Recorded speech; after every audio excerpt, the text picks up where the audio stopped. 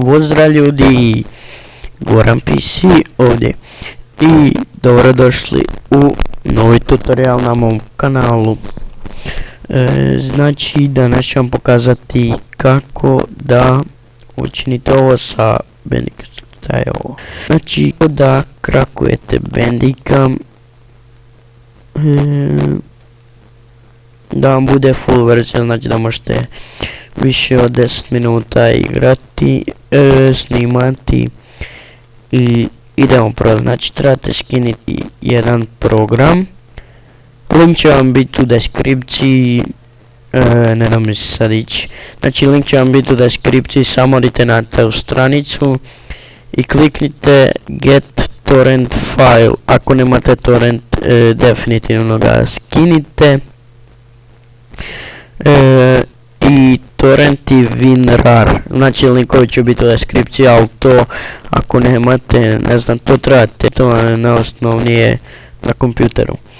I idemo sad, znači kad vam se skine, to će trebati neke 2 minute zato što ima 10 MB, znači kliknite 2 put, continue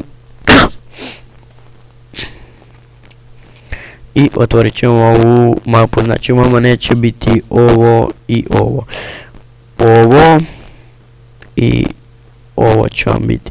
Prvo što trebate, ako imate Bandicam, svejedno kliknite 2 puta, instalirajte opet. Ako nemate, logično isto napravite. I znači sam kliknete 2 puta, instalirajte, traće neku minutu do 2. I onda kliknite ovdje 2 puta.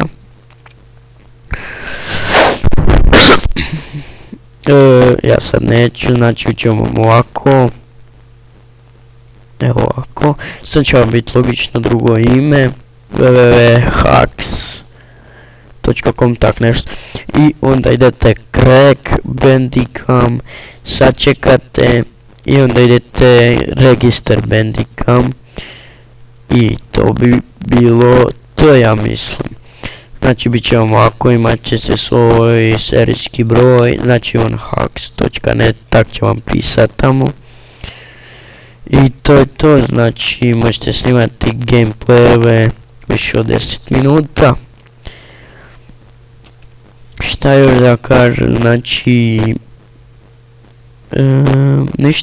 ništa, to bi bilo to. Pozdrav ljudi, bio je ovo Goran PC, ja odobravam ovu poruku.